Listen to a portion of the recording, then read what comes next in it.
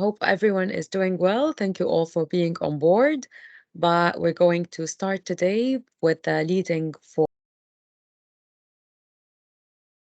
This is going to be an interesting topic. If you are already working with that, I hope this would add a little bit of bits here and there. And if not, and you would like to know more about it, this would be a good learning journey for all of us to get to know new sides and different ways of looking at leadership with and leading with emotional intelligence. So, good morning, everyone, and we will start now. So, I'll start by introducing myself. So, hi everyone. I'm Rola Ezzeddine. I'm going to be with you today for the training. I was born and raised in the UAE. I graduated as a graphic designer, and from there, I started working in different kinds of media and corporate communications. From there, I was with one of my clients on one of the trainings for public speaking, and that's where I found my passion for training. So, for the past 24 years, I've been working in media and branding, in corporate communications, you name it. But for the past 15 years, I've been core trainer, and then I became an assessor, and then a coach and a mentor, and now as a consultant advisor as well. So my biggest clients are Microsoft, Google, Dubai airports. You've got Abu Dhabi Global Markets, most of the governmental entities from Dubai Police to Dubai Customs to Abu Dhabi Ministries. So in a nutshell, this is me today. I'm here with you today because my top trainings are in leadership and in innovation. I believe in change. I believe that we can always have a space to improve ourselves and to develop. And one of the topics we're going to be going over today is leading with emotional intelligence. So, why emotional intelligence? And this is what we are going to do today. Yes, leading with EQ. So before we start, just let's understand what's the difference between EI and EQ, because lots of people have that question. All right. So EI is emotional intelligence, which is all about the emotions and understanding the feelings and all of things that are related to it. EQ is emotional quotient, which is measuring how much of that emotions we have. So this is why we use EI for emotional intelligence and EQ for emotional quotient in order to measure how much emotions are involved in our decision making and the things that we do. All right. But the whole thing or the whole subject matter is EI, which is emotional intelligence, which is known as الذكاء العاطفي in Arabic as well. All right. So please, if you have any questions during the session in Arabic or in English, I'll be more than happy to answer. In addition, you can always use the chat box. I will answer even from there. All right. Yes, Abdulrahim. Abdulrahim, you had a raised hand? No, I just wanted to show thumbs up. That's it. Okay. Thank you so much. That's a good start. All right. So we'll start with today's objectives, which is find out your leadership style, assess your skills as an emotional intelligent leader, and recognize your leadership communication styles. As a beginning, the first module is going to be about our emotional intelligence and the leadership styles, and the second part is going to be about our communication styles. Okay?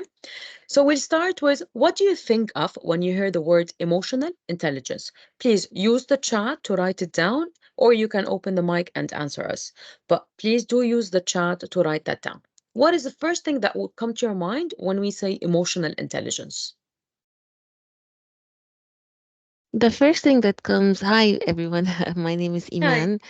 Ella Iman. The first things that comes to my mind is how much can I control my emotions and try to use my logic more when it comes to decision making, not to ignore my emotions fully, but True.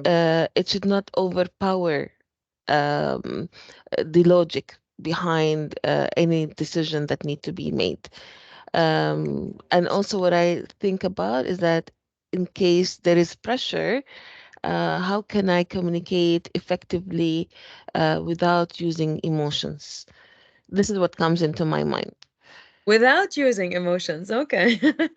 When there is pressure, you can still use your emotions, but definitely you will use more your decision making using more like your mind or your other skills rather than just your emotional intelligence, but it is a part of it. This is a very good answer. Well done.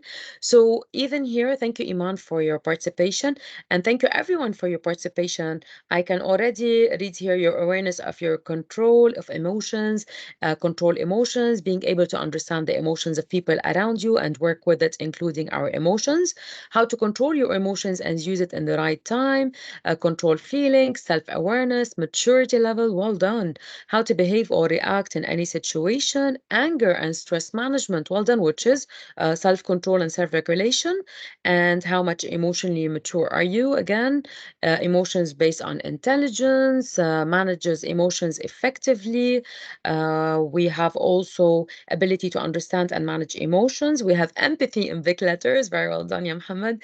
Emotional awareness, understand others and how they interact and respond, control of emotions. So somehow we're all on the same page, which is excellent and helps you build stronger relationships, knowledge of one's strength, weaknesses, which we call development points, and how it impacts others. So how to deal with the situation by considering the emotional side. That's excellent. Well done, everyone. Interpersonal skills, well done. And we have, I think, also relates to microaggressors. All right, let's take that into consideration and to empathize and decide based on the emotions of yours and those around you. Well said, Yani. And control to self emotion and understand others, self control, emotional intelligence is the ability to own your emotion and understand the people around you. That's beautiful, Christiantus. And who do we have? How to be smart when you're dealing with people. Very well said, Hiba. To be able to control our emotions and react rightly, self control and empathy. Thank you, everyone. That's thumbs up for me. That's excellent. So, you've all summed up what emotional intelligence is all about. And we're going to look further now in depth. So we look at emotional intelligence, which, as we said, EI refers to emotional intelligence, where EQ refers to the emotional quotient, which is the measurement of how much emotions are we using in taking decisions or in our reactions. So EI refers to the ability to recognize, understand, and manage both our own emotions and the emotions of others effectively. All right. So it involves being aware of how emotions drive behaviors and interactions and using that awareness to navigate social complexities, communicate effectively, and solve conflict empathetically. So, what does that mean? The core components of AI are five, which we are going to look at together, which are self awareness, self regulation, empathy, and social skills. When we talk about self awareness, it's recognizing what do we have, what are our strengths, what are our areas, why do we excel, who are we, what defines me. So, if I tell you, for example, who's Ali, who's Iman, who's Sami, who's Christina, who's Tobias, every one of you needs to know who you are. So it's recognizing your own emotions, your own strengths, your own areas, and understanding how they influence your actions. Okay. So this is by self awareness. This could be done in lots of ways, which we will see in the next slides. And then we go to self regulation, which is all about managing these emotions that we have found from the self awareness assessment that we have done in order to have them in a healthy way and to adapt to the changes and be flexible and agile to things that are happening around us. Okay, so it's getting used to the environment around us or the culture around us, or for example, the situation we are put in. And that's where self regulation is, which is controlling what we have. In addition to that, we go to empathy, and which is the most important part of emotional intelligence. And it's always discussed as the number one factor in emotional intelligence. So, my question to you would be, what's the difference between empathy and sympathy? Kindly, everyone, if you can mute your mics, please, I would really highly appreciate that. What's the difference between empathy and sympathy? Please do use the chat or you can open your mic to answer. What's the difference between empathy and sympathy? They are both true feelings, Yeah, but what are the differences? Imran here. Yes, hi. Actually, as I will basically use what Brené Brown basically mentions about it, because she has been a pioneer in this, and she mentions that like sympathy is all about to like basically feel about someone, like if something has, if you see someone like in a miserable situation or something, you just feel bad about that person. But empathy is going extra mile, where you go into that person's shoes and actually you feel for that person and try to like you can say understand it as if you are in the same situation, and then you go extra mile even to communicate that and connect with that person. So empathy is like going extra mile. Sympathy is just feeling about that person, some bad about that person. So I Well would said, say this is Amra. the, Very well yeah. defined. Very well defined. Well said. Thank you for your contribution. So we have Pleasure. beautiful also answers in the chat as well. And here we have empathy is real and very close. Sympathy is like formality. Empathy is putting yourself in done and well spotted. Empathy is understanding someone else's emotions. Simply is feeling sorry and bad for someone. Yes, it is. Understanding another feelings like empathy versus sharing and another feelings, which is sympathy. Well said, ya Muhammad. Soma said sympathy is more like pity, and empathy is putting yourself in the same place and feel what you would be going through. Well said, Soma. Rona is saying empathy is compassion. Sympathy feel pity for anyone or anything. And Charmin says empathy is to understand and feel other person. Sympathy is feel pity. While Mary says sympathy is feeling sorry for someone, while empathy is putting into someone else's shoes. Empathy involves feelings like what someone feels, and sympathy is understanding someone else's emotion. Sympathy is pityness. It is kind of it, but it is a true feeling. And Muhammad, we often come across the words empathy and sympathy when talking about how we feel. However, sympathy involves understanding someone's emotions from our perspective, and empathy involves feeling their emotions from their perspectives. Very well said, Ya Muhammad. And then we have empathy is the ability to put yourself in other people's shoes. Empathy is compassion. Sympathy is reacting. So most of the answers, thank you everyone for your answers, are very well said and very true. The thing is, when we are, the difference between sympathy and empathy, when they are both true feelings.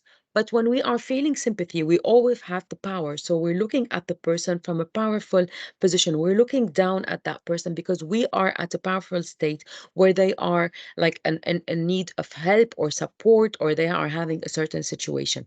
The feelings are very true. We do feel with them. We do feel sorry for the situation, but this is where it stops. While in empathy, we stand like in the same shoes of that person. We stand at the same level. So what we do is we put ourselves in that person's shoes and we think, if I was in that shoe, in his shoes or her shoes, if I was in this situation, how would I want people to react? And that's what I react, or that's what I do. So I put myself in the person's place and I would think, if I was in this situation, how would I want people to deal with me? How would I want people to react with me, or to, for example, help me or support me? And this is what all it's about with empathy. So for example, if I say, oh, I'm sorry, for example, you didn't have time to attend this seminar because of that. This is pityness, or this is what we call sympathy. But if I said, oh, I'm sorry, you didn't have time, for example, to attend the seminar about AI, but you know what? I have taken some notes and I have some of the slides also. So let me share them with you and I'll tell you what happened. This is empathy, because I took the extra mile. I did the reaction. I did the next step. I didn't stop at just feeling sorry or feeling with that person. I am that person and I wanted to help them in that way. And that's what all empathy is about. And this is the main thing about emotional intelligence. All right. Yes, caring is one of the most important things about it. So this is with empathy, where we understand other people's emotions and we offer comfort, support, and help. And we tell them that we are here to support you. We are here to help you. We are here to get you out of where you are. Even maybe if we cannot help, at least we can find a way to make them feel better, or to make them like get a little bit of relief about the situation they are in. All right.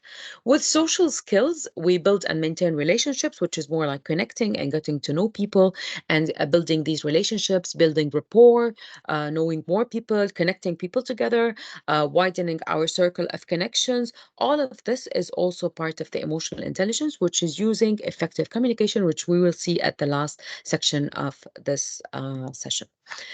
Going forward, our last of the fifth is motivation, which is motivating yourself and others as well. Not only self-motivation, but self-motivation and other people's motivation. And lots of the modules will see self-motivation, but now most of us, we use self-motivation and motivating others as well. So if I ask you to have the I can do, so I would like you all to say, I can and I can do. So let's start by motivating ourselves, because it's always important to understand it all starts and ends with you. You need to help yourself in order to help others. One of the most examples I always use when we're talking about this is in the airplane, when the hostess is explaining to you, may God forbid, if there is no oxygen and the masks come down, please use the mask for yourself before you use it, because our instinct, our family instinct or our love instinct directly goes, for example, to our kids or our family or our loved ones. So we put the mask for them. But if we think about it, what if the oxygen is not given to us? How can we keep on holding that mask for the people that we love? So help yourself in order to help others. Remember that all the time. You need to help yourself in order to be able to help others. And by doing that, we need to motivate ourselves always. Okay. So what I need you now to do is I need you to believe and say, I can and I do. So I would like you all to say, I can and I do. Please open your mics.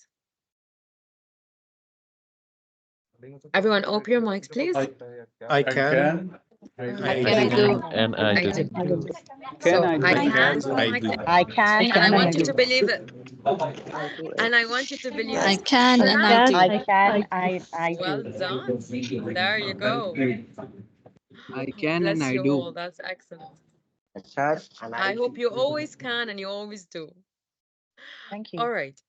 So now, you're welcome. So now I would like you all, please, to think of a situation, okay? To think of a situation or of a goal, of a personal goal that you have, and look at the picture that's on the slide and see where you are. If you want, don't share the answer in the chat, but I would like you to self-assess yourself on that goal. So maybe you have said, I would like to learn French in a year. See where you are now. I won't do it. I can't do it. I want to do it. How do I do it? I'll try to do it. I can do it. I will do it. Yes, I did it.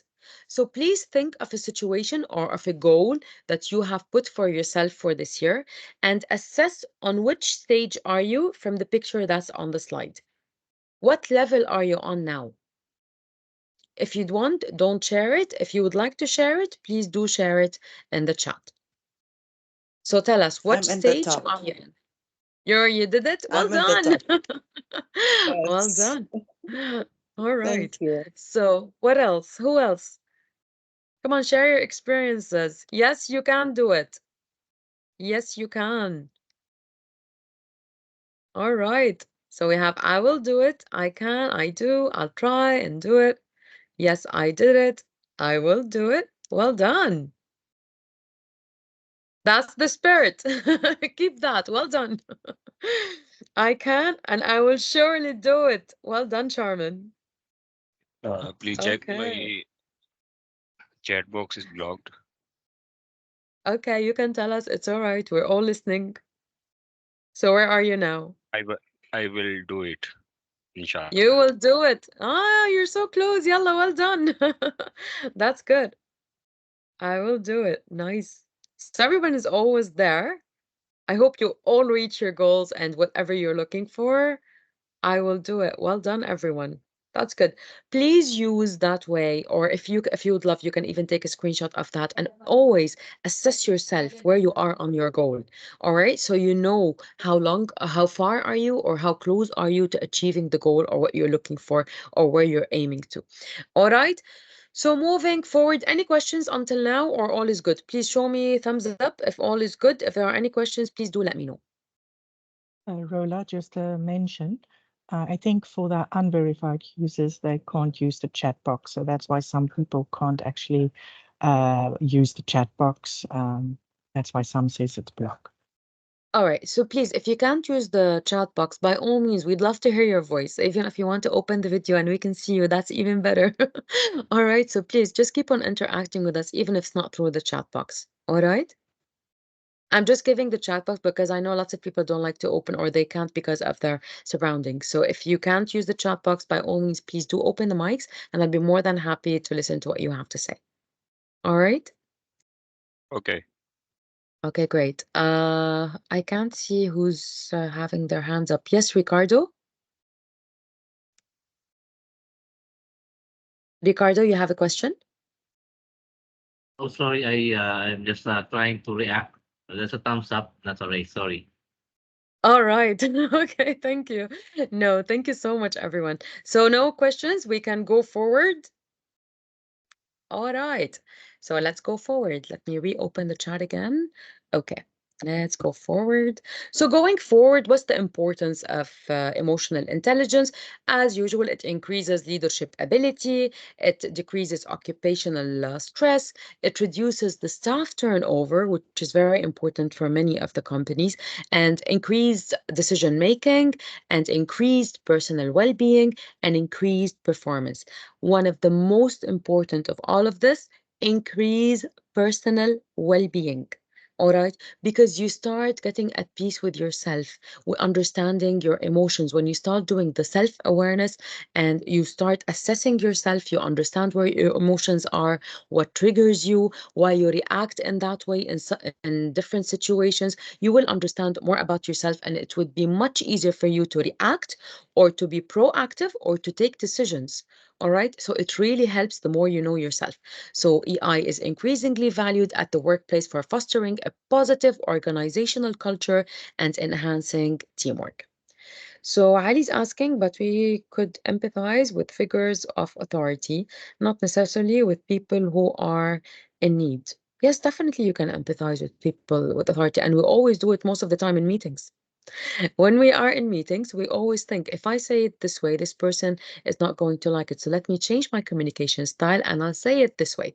Or, for example, when you explain something during a meeting and one of your colleagues or one of, for example, the decision makers or one of the board of directors do not understand the concept that you are trying to explain, you change your style of how you are delivering that piece of information. You might draw it, you might bring a diagram, you might bring a piece of paper and, for example, build a mock-up for them. So we change based on the reading the environment around us. So definitely it goes upwards, it goes downwards, and it goes on the same ground as well. So it's not about who has the power. It's about how do we react to situations. All right. I hope this explains and answers. All right, Ali. Thank you for answering.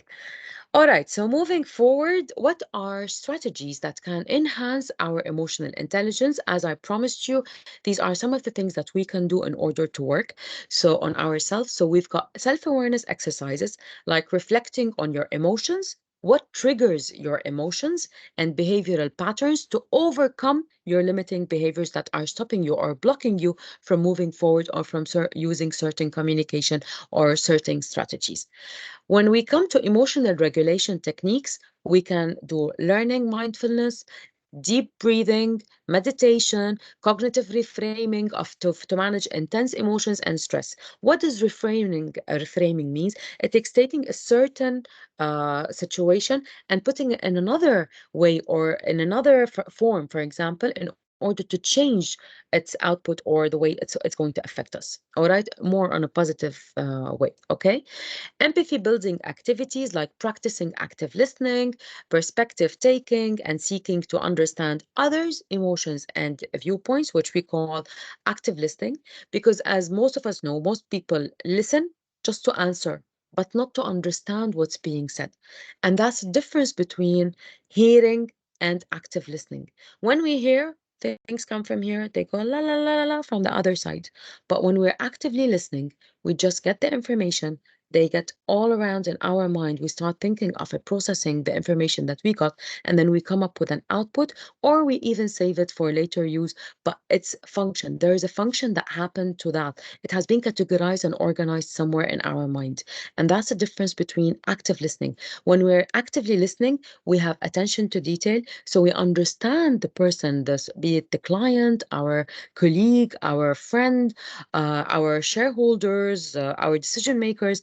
We understand what they are looking for and we reciprocate by answering or giving them what they are looking for. And that's how we get a common ground or a win-win situation, as we call it in negotiation skills, because we understood what they wanted and we answered the way they wanted, or we gave an outcome or an output the way they were expecting it. So we managed the expectations. All right. With social skills development, we can offer guidance on effective communication, conflict resolution, assertiveness, and building positive relationships. And with continuous learning and feedback, and this is very important, is empathizing to yourself, the importance of ongoing self-reflection, seeking constructive feedback from others, creating new habits, finding new interests, and actively working on personal growth. All right. So going forward, we are the part about emotional intelligence, and we're going to start explaining what are the leadership styles that are available in order to have these emotional intelligence applied by using these leadership styles. So emotional regulation techniques apparently are very powerful means. Could you expand upon what these or direct were to acquire? With emotional regulation, so you meant the second one, right? Yes, the learning mind. There are lots of places, Ali, where you can do meditation. There are online on YouTube. You will find lots of resources that are for mindfulness, for breathing techniques, for meditation. There are lots of centers here. I cannot name them because this would be marketing, but there is lots of courses and that you can attend. There are free courses. There are groups. There are communities even within all Emirates, by the way, in Dubai, in Abu Dhabi, in Ajman, in Sharjah. You can find a lot even on LinkedIn, which are like supportive for regulating like emotional regulations. So you will find lots of people. There are lots of books that you can read. If you're not a person who loves to read, there are audiobooks that you can even listen to, and they can help you. There are self-meditation books. There are, for example, techniques step by step that you can even find. All right. I hope that answered your question, Ali.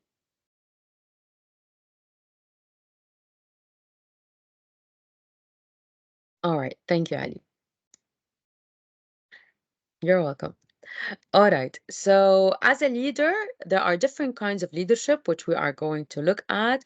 There are three main types of leadership, followed by two that are used, and one that is so much used around now within companies. So, we look at these six in different stages. All right. So, we'll start with the main five, which are the autocratic, democratic, and laissez faire. These three are the main three types of leaderships. Okay, we have the autocratic, the democratic, the laissez-faire. After that, we have the transformational leadership, which is used by most of our leaders within the UAE and even around us. It is the most used kind of leadership style, and that is the transactional. We will also be looking at the situational, which is another kind of leadership that is now mainly used within departments or within offices or even in coaching. All right, so let's look at that. What are these? So if I am an autocratic leader, I would ask everyone, you need to do this, you need to do that, this is how it's done, this is the process that you need to follow, these are the steps that you need to follow. So we have 1, 2, 3, tuck, tuck, tuck, that's it. So there's no two-way communication. It's usually a one-way communication. And the autocratic leadership style is usually used when there is no time or under pressure. That's what I think Iman was talking about before. And you need to take direct decision makings. So you have to do your decisions directly because there is not enough time to ask everyone around what do you think or to get lots of different opinions before the original decision is taken. So this is known as an autocratic leadership style. With a laissez-faire leadership style, it's laissez-faire, it's a French word. Laisser means leave and faire means do. So let them do what they want. You sit and discuss it with the team. You sit with the team and you tell them, do this or do that as you see fit. Then we'll, for example, meet in a couple of weeks or we will meet in a couple of hours and then we'll discuss what happens. So it's very minimal, if I want to say, leadership to the team. So we let them work alone and then they can come up with the results and we can discuss final results. With a democratic leadership style, if I am a democratic leader, so as you can see, what do you think we should do? This is the question that I would ask the team. So what do you think we should do?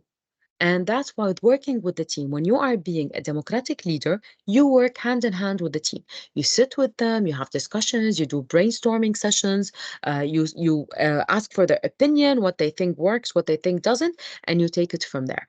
All right. So these are the three main leadership styles. From these, we have others that have emerged, and this takes us to transformational leadership. So just to give you a good example about the first three leadership styles, okay? For example, let's take an example, all right, of Expo.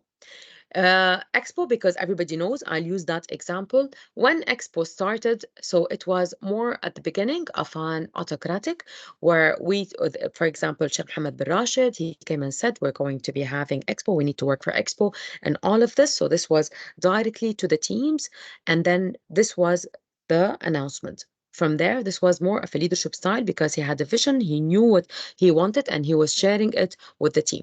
Then he started meeting with the teams. That was the democratic kind of leadership, where he met with the teams in order to know what's going to happen in Expo, communicate with the teams, how many departments we're going to have, what are the sections we're going to be working on, who's going to be doing what, assigning tasks, delegations, all of that. So this was a democratic leadership. Then when he asked these teams to go and work on them, and he kept on checking on them every now and then, when we saw him through media, for example, walking into Expo, checking how the work is going, but it's a laissez-faire kind of leadership because he let them do what they want now that they have all the guidance and all the procedures, and he checks every now and then on them. That's known as a laissez-faire leadership. All right. Yes, Gama, you will need to check with SIMFOTIX. All right. With regards to the leadership styles, which is the third, the fourth one we spoke about, which is transformational leadership. In transformational leadership, it's divided.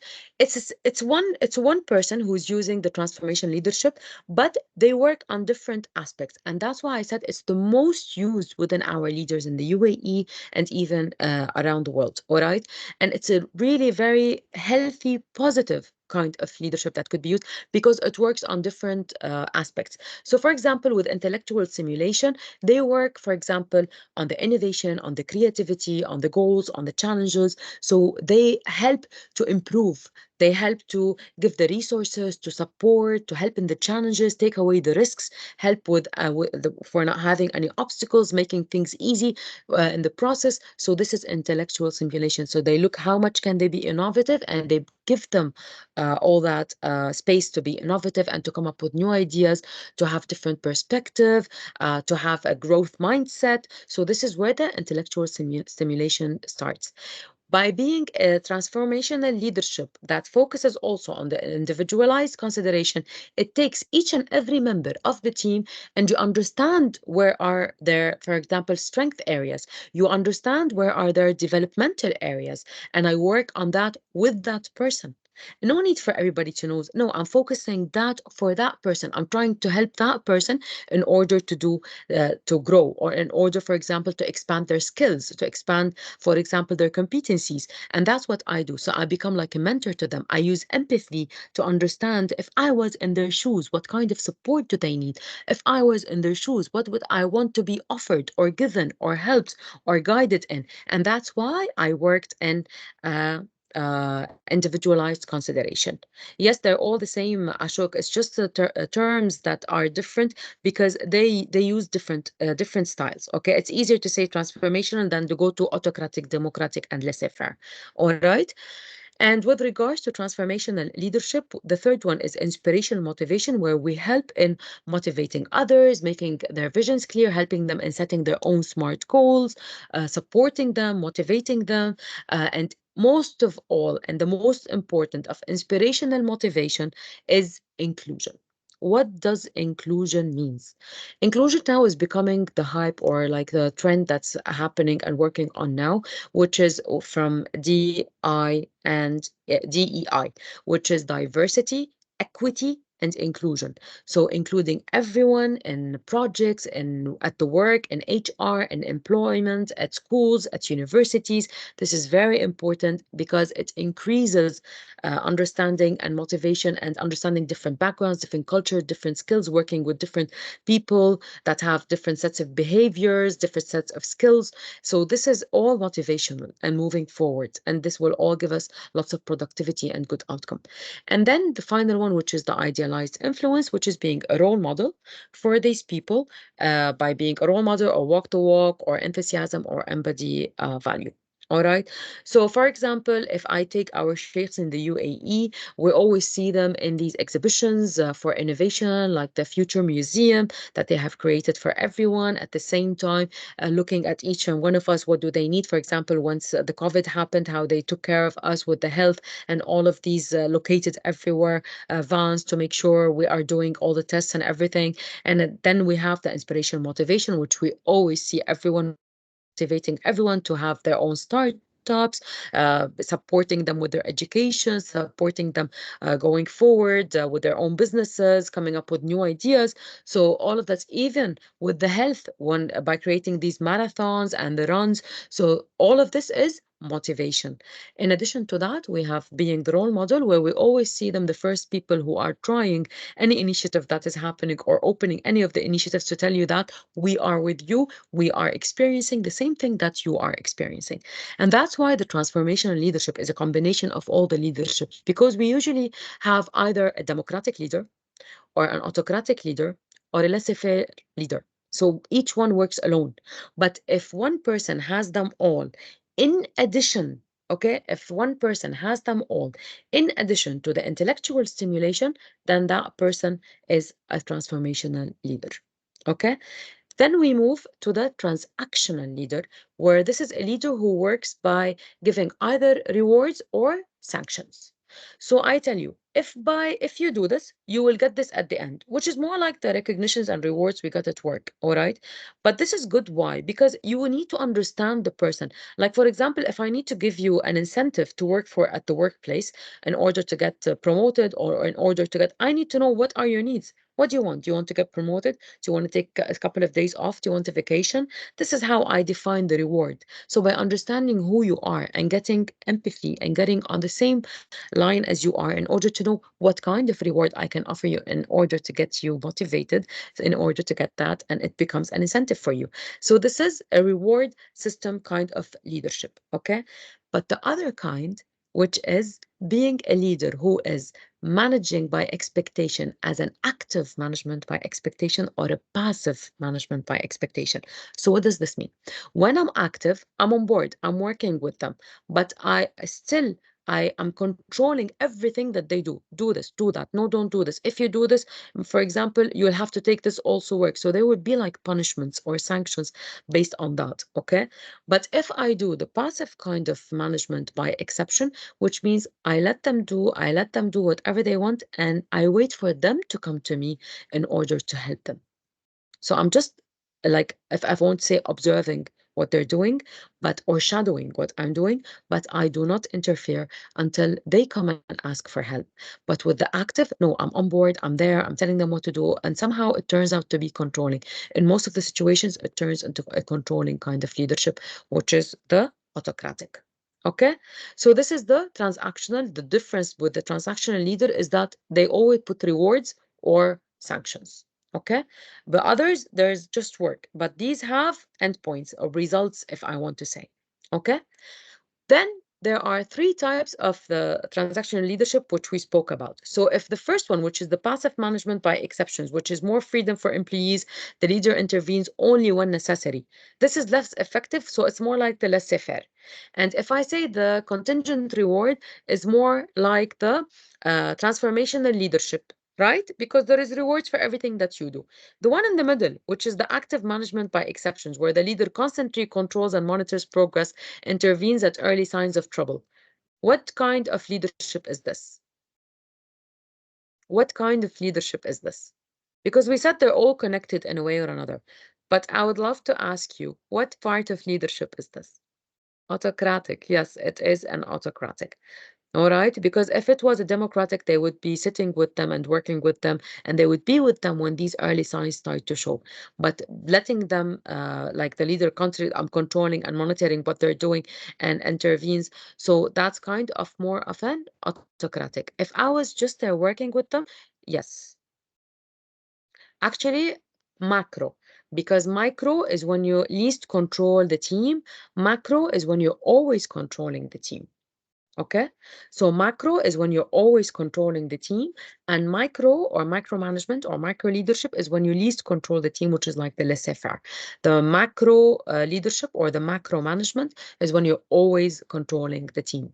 Okay, so thank you so much all for your engagement. And we reach the last kind of situational leadership, which is a style that is used by many of the managers, the coaches, and they use it how? So they change their communication styles, if I want to say, based on the situation they are in. So they change the communication style of leadership based on the situation. So if they use directing, if for example the situation is in high risk and time sensitive that don't permit independent decision making. Okay. If the situation has skilled people and experienced team members on board, I'm just there as a coach. If the situation has lots of talented employees who have a desire to grow and take on more responsibility, I'm there to delegate, I'm there to motivate, I'm there to help, I'm there to give resources, okay? Because I want to help them to grow. If they are competent team members who have demonstrated independence, I'm there for supporting. Okay, so I change my communication style or my actions based on the situation of the team that I have. And that's why I said it's usually used with the managers or even used with trainers or with coaches, depending on in workshops, depending on who the team is. Okay, any questions until now before we move forward?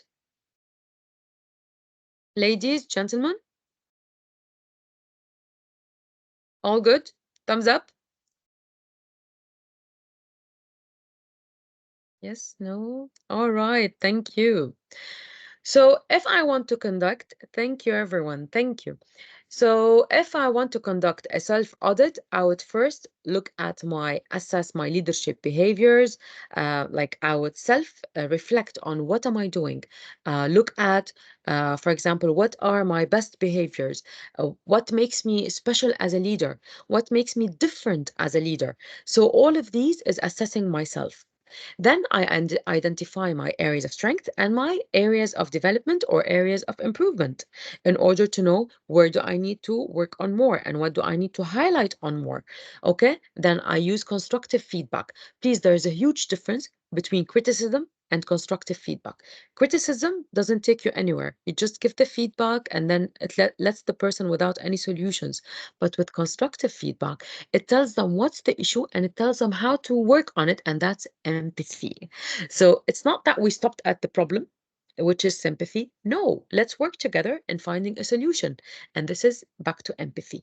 And this is known as constructive feedback because we tell them where the problem is, but we also give them what the solution or what could be done to make it better. Okay, and then we use the self-assessment tools and assessments, which we can find online, we can find in books, we can find in many modules. So it's always good. I always tell them, please, every now and then, do a self-assessment on your leadership styles. There are beautiful assessments online that you can find. They're all for free, by the way. Most of them are for free. So please do use them every now and then just to check where you are and where do you need to expand more your learnings. So this is the end of our first section. It's all good with leadership and emotions. So if I ask you now, what kind of leader do you think you are? Would you love to share this with us? What kind of leader do you think you are? Would you love to share this with us? I would like to start with, my name is Ahmed. I Hello, work in Ahmed. learning and development, and my style is the transformational. I do have like the communication. If there is like something new, I need to highlight, I need to assess and evaluate.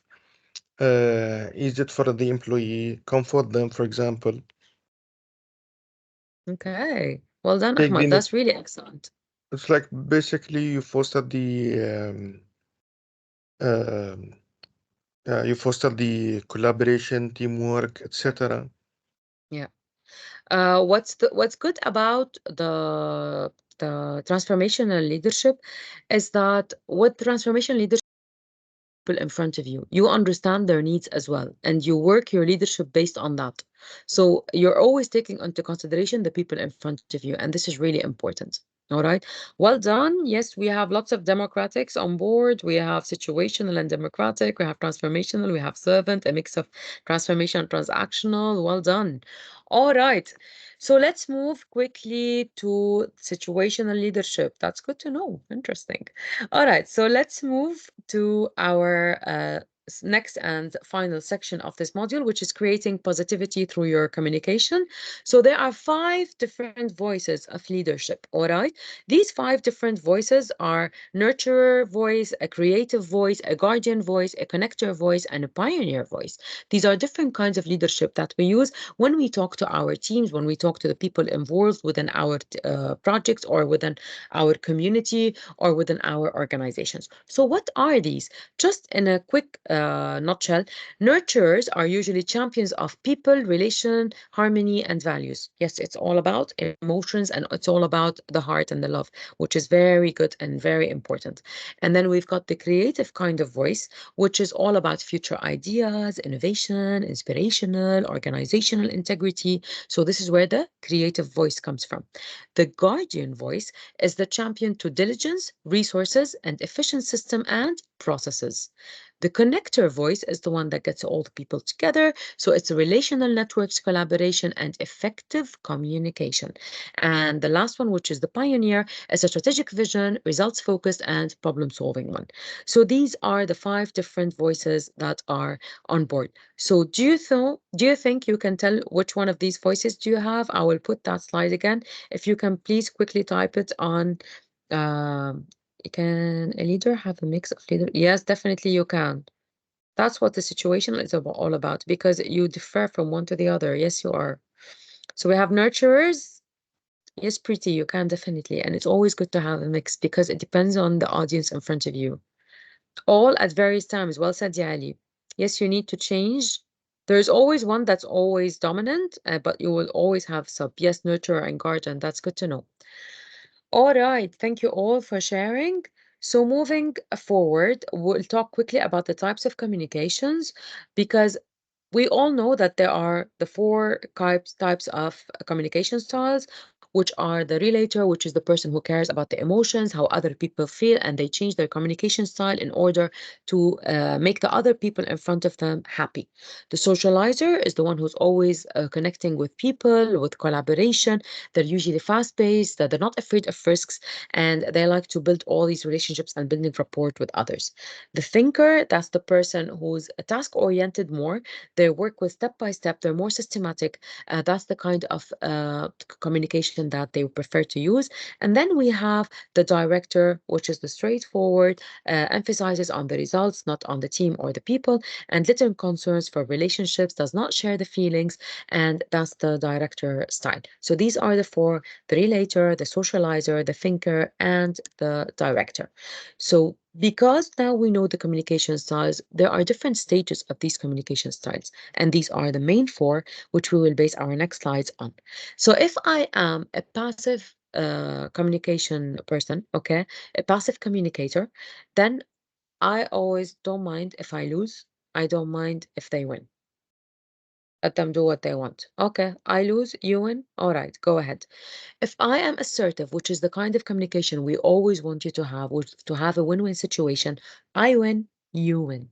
All right, and that's the best kind of communication. And then we have the passive aggressive communication, which is I lose, you lose. All right, and then there's communication where I win, you lose. All right. So if you want to take this into kinds of what, for example, communication that we can say or what words that we can say, here are some examples. For example, if I am an assertive communicator, I would say, I can see that, but I'd really like to. I would appreciate if you. It appears that we disagree. Let's find a solution that works for both of us. All right. That's the assertive, which is a win-win situation. Okay. And that's the best way of communication, by the way. Then we have the passive. Whatever you want, I don't care what we do here. I'll go with whatever the team decides. Then we have the aggressive one, which is the I win, you lose, which is don't argue, just do it. You heard what I said. Can you do anything right? These are the kinds of communications that are signs for us to understand what kind of communicator that person is. And then we have the passive aggressive, which is don't bother, I'll just do it myself per my last email or for future reference. Okay, so these are some of the examples that could be said. Now, based on what we have been discussing now, we need effective communication in order to be these leaders that we saw in previous slides. So what are the three principles of effective communication? They are assertiveness, as we just discussed, empathy, as we also discussed, and inquiry. When we have already discussed the assertiveness, which is sharing your feelings and needs openly tactful, and understanding the feelings, thoughts, and needs of other people. All right. And then we have the inquiry, which is asking gentle, probing questions to find out more about the person's feelings, thoughts, and needs. Now, there are two kinds of questions that we can ask. There are open-ended questions and there are close-ended questions. Close-ended questions are usually questions like have answers like yes, no. What's your age? It's a number. That's it. What's your name? It's a one answer. Do you like this? Yes or no? It's one answer. Okay. What's your PO box number? That's one answer. What's your phone number? That's one answer. All right. So do you own a car? Yes, no. That's one answer. We call these as closed questions. All right. But in order to get to know more the people in front of us, we need to ask open-ended questions. What did you think of this course? So that's an open-ended question. What did you think, for example, of yesterday's meeting? What did you think of the proposed presentation? So all of these are open-ended questions because their answer is not yes or no. No, they tell you, they give you feedback. They tell you what needs to be done. Or for example, if you have attention to details, you can get exactly what is being requested and what needs to be answered. So we have the questions from Abdulrahim: how to handle a stakeholder who is so emotional and decisions are based on emotions only, passive aggressive. It depends on the situation. Again, Abdulrahim, at all times, you need to understand who the stakeholder is and what are the levels of these stakeholders in order to choose the right ways of communication of communicating with them. All right. At the end of the day, you don't want to lose that stakeholder, so you need to have these common grounds. So what I would highly suggest, find common grounds between you and that stakeholder. And even if you want, it shouldn't be only, for example, about the situation that you're in. It can be about a skill that you have. It can be about a hobby that you have. It can be about a habit that you have. So once you start connecting with that person, you would understand how to deliver to this person. And that's a very normal situation, by the way. We have lots of stakeholders that are very emotional, and we have lots of stakeholders that are very logical. They work with logic more than emotion. So we have this and that.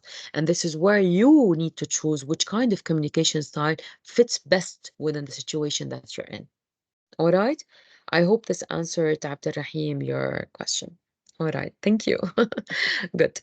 So moving forward, the 7 essential communication skills that we need to use is interpersonal communication, how to deal with other people and how to talk to them, nonverbal communication, which is the body language, our facial expressions, our smiles. Don't scare the people, but keep on smiling all the time. All right. Our body language, our voice tone. It's always good to be talking at a voice where nobody's scared and where everybody can still hear you when you're talking. So choose your tone that's in between in the middle, all right, in order to know what is the tone that you need to be using when you're talking to your stakeholders, when you're talking to your clients, when you're talking to your colleagues. These might vary based on the person in front of you, all right? So leadership storytelling, which is very important because it's the hook that gets everyone to start listening to what you have to say. Most of the people, they start with the questions.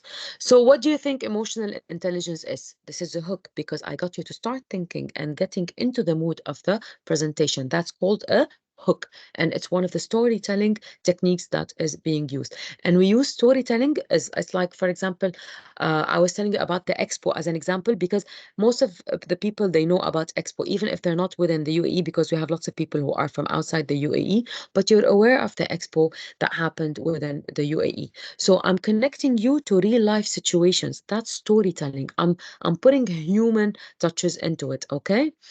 And then there is the listening skills, which we spoke about the active listening, the affirmation skills, and the communicating concisely, which is using the right words, the right short or long way of communication that's requested based on the request of the person who is receiving the communication. We are going to look at a video that I would love to show an example of effective, positive, assertive communication. If you are aware of the PESTEL framework, in the PESTEL framework, it's analysis of the political situation, the economical situation, the social situation, the technological situation, the environmental situation, and the legal situation, and how it affects your business or how it affects, for example, a certain goal that you have. So we do this kind of analysis in business in order to analyze the opportunities and the threats from the SWOT analysis. But I would love you to see in the communication, this is Steve Harvey who was talking about the UAE's 50 years anniversary, and I would love you please to actively listen to what he has to say and spot out how he covers the political aspect, the economical aspect, the social aspect, the technical aspect, the environmental aspect, and the legal aspect within his communication. All right, so let's watch this together. I don't know how you did this in 50 years. You look at history. Who does this? Show me anybody else that has done this in 50 years. I'm waiting. Show them to me. This wasn't done by money. Money doesn't produce visions. Visions produce money. You've had leadership over here that were visionaries, great visionaries, and their vision was more about the people than the money, because you can't accomplish this in 50 years without loving your people first, because the people are the ones that's benefiting from this. Look at your health care. Look at your road system. Look at your highway system. Look at your airports. Who does this in 50 years? But who benefits? You're going to care about those people. It's something to be learned about what's been done over here that could be duplicated in the world, because there's people with this much money. You just don't have people with this much love for their people. So, if I ask you, please, what emotional intelligence did you see in that, and how did they cover political aspects, economical aspects, the social aspects? Because the target audience, one of the main target audience of this video are investors. So they covered for them the political, the economical, the social, the technological, the environmental, and the legal aspects. All right, Ahmed. Okay, so if I ask you just to tell me, what did you see in that communication? How was it handled? Like, tell me how, or tell me who. The way he was using, the voice he was using, the tone, his facial expression when he's talking, the images that were used, the videos that were used in order to showcase all these that are covered as per their analysis. These are facts, yes, they are facts, but they used the right facts to keep the emotional in it, the emotional aspect. So they were showing business, they were showing the legal part, they were showing the economical part, they were showing the social part, but they kept it all within emotional communication. All right. So all of this, yes, well done. It's comprehension and synthesis. Yes, continual struggle. We're almost done. Yes, focus on people. So this is all by using effective communication. All right, so I would love to end this session by saying one of the quotes, which is Leadership by Oprah Winfrey, which is leadership is about empathy. It is about having the ability to relate and to connect with people for the purpose of inspiring and empowering their lives. Keep shining. Please, this is the feedback form that you have to fill. Thank you so much, everyone. I hope this was a great journey for everyone. This comes to the end of our session for today. It was a pleasure meeting you all today, and I look forward to meeting you also soon in other training sessions. Good luck, everyone. Please don't forget to screenshot or take the QR code. I'm just adding here the link in the chat as well, so you can fill up the feedback form. Thank you. Thank you, everyone. Thank you for your amazing session. Thank information. you. Thank you. Thank you, everyone. Appreciate it. Thank you, Diana.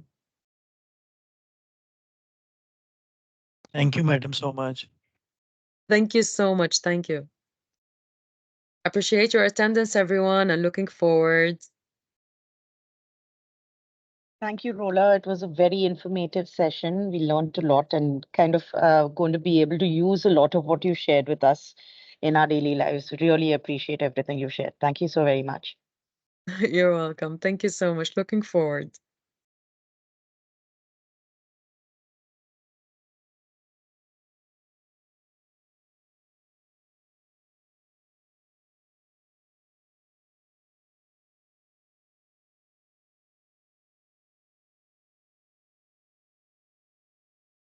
Thank you, everyone. I will add again the link in the chat. Thank you, everyone. You guys are amazing. Thank you so much.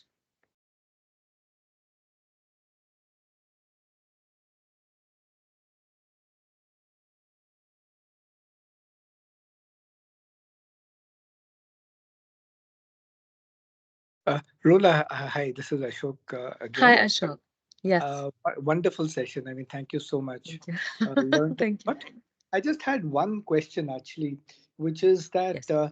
uh, uh, if I look at the three sessions, I mean, if I look at the three parts of the session as individuals parts, Yes. there was the emotional intelligence part, there was the leadership styles part, there was the Yes. communication part. I'd love Yes. to get your thoughts on how one can use the first part, I mean, which is the part on emotional intelligence, to look at the second and the third. I mean, so how can I use emotional intelligence to become a more emotionally intelligent leader in terms of my style? How can I use my understanding of emotional intelligence to be able to communicate better in terms of my communication styles?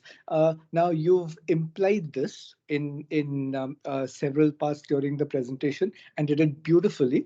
I just wanted to ask it explicitly in terms of Yes. the link between my understanding of my own emotions and the other two aspects, which I see as outcomes, being a better leader, being a better communicator. I know it's probably a very long answer.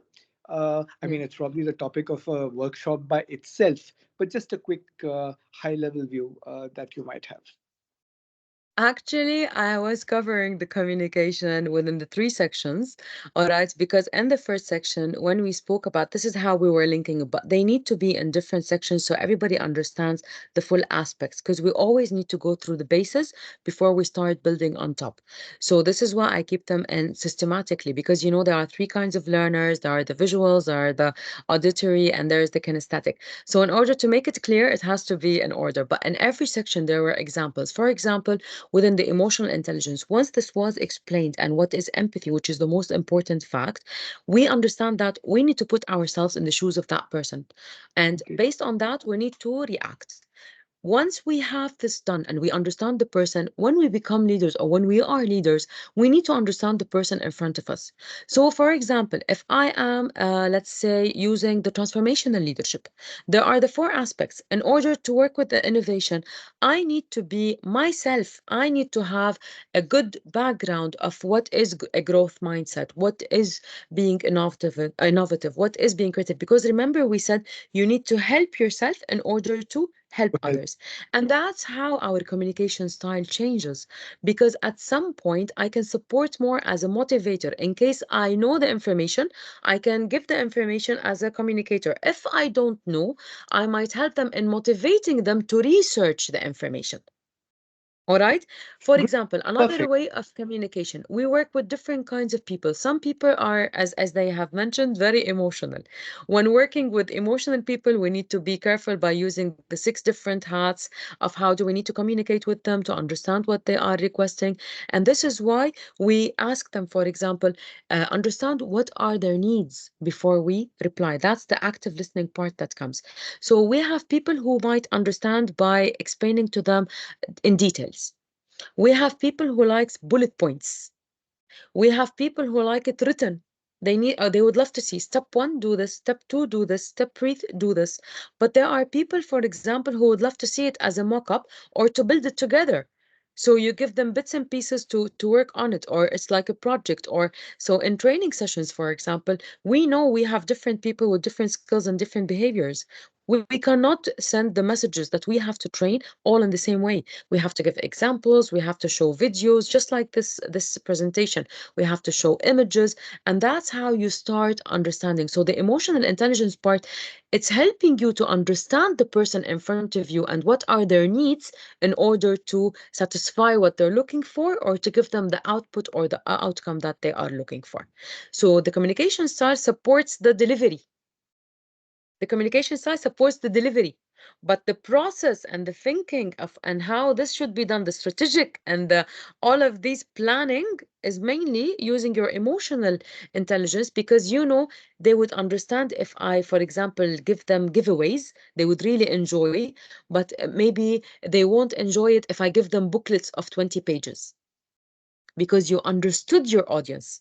But if your audience are detail oriented, no, you would prefer to give them 20 pages of the presentation, of, for example, maybe more details about maybe how things are done, how the steps are done, what went into the production of a certain outcome, for example, because they are into details. So by understanding your audience, you understand what communication to use. And in order to understand your audience, you need emotional intelligence. Perfect. I mean, so my Mhm. read is that emotional intelligence is the platform for anything and everything. I mean, that Yes. you want to do, whether it is leadership, whether it's in your personal life, whether in some other context. Uh, Building on your emotional intelligence allows you to become a far more successful practitioner of whatever it is that you are aiming to do, whether it is about leading others, whether it's about influencing others, whether it's about, well, just becoming a better person overall. So that's the platform on which all of these outcomes are built. I mean, that's my overall read. Thank you so much, Rola. Very, very well said. Anytime, Achak. I'm glad I answered. Thank you all for attending. I really appreciate your time.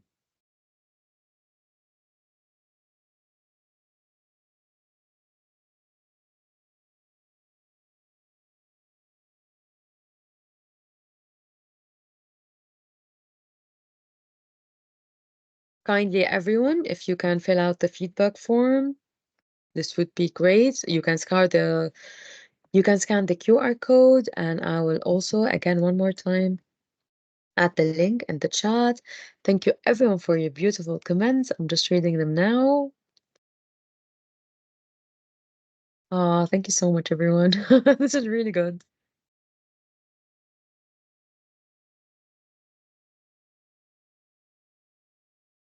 Thank you, everyone. Thank you, Maria. That's beautiful.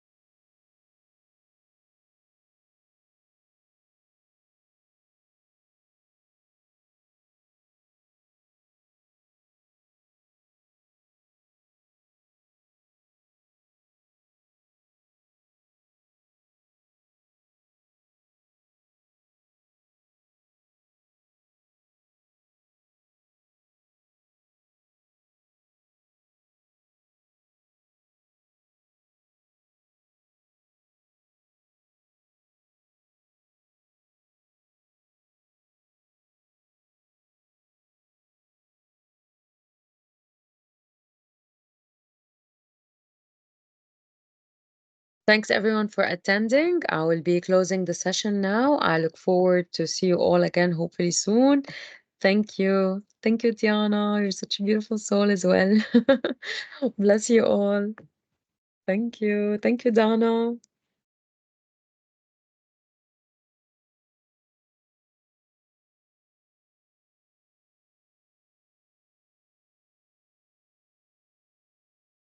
See you all, everyone.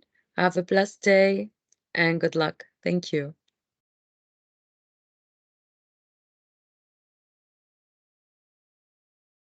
Sure, Waal. Thank you, Sumbul.